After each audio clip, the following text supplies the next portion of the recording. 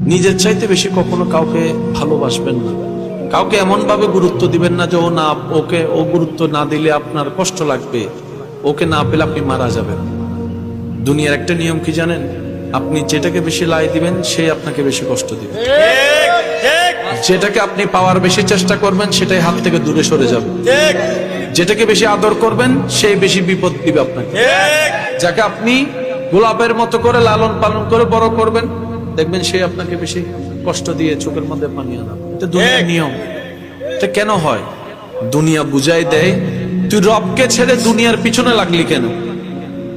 তোকে তো রব বানালো, তুই রবের দিকে না যাবি, তুই সৃষ্টির দিকে কেন গেলি? তুই যে ভালোবাসা খুঁজছিস সেটা রবের কাছে ছাড়া নেই কোথাও সৃষ্টিতে। বান্দার জন্য রবের ভালোবাসা, উম্মতের জন্য নবীর ভালোবাসা। সুবহানাল্লাহ।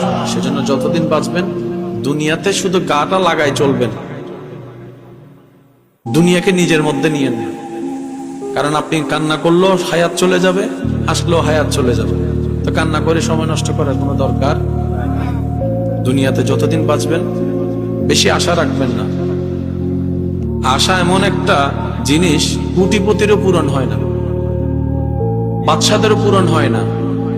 প্রয়োজন এমন জিনিস গরিবেরও পূরণ হয়ে যায়।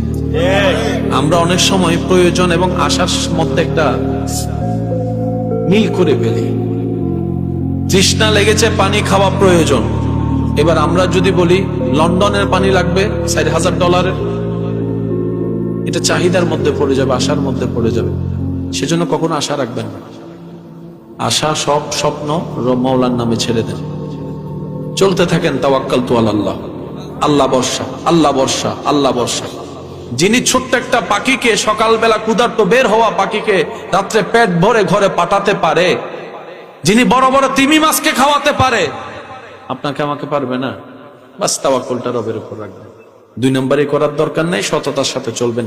ডানে বামে যে যাই করুক, আমার হিসাব যেহেতু আমাকে দিতে হবে, আমার ডায়েরিটা, আমার ফাইলটা আমাকেই যত্ন নিতে হবে।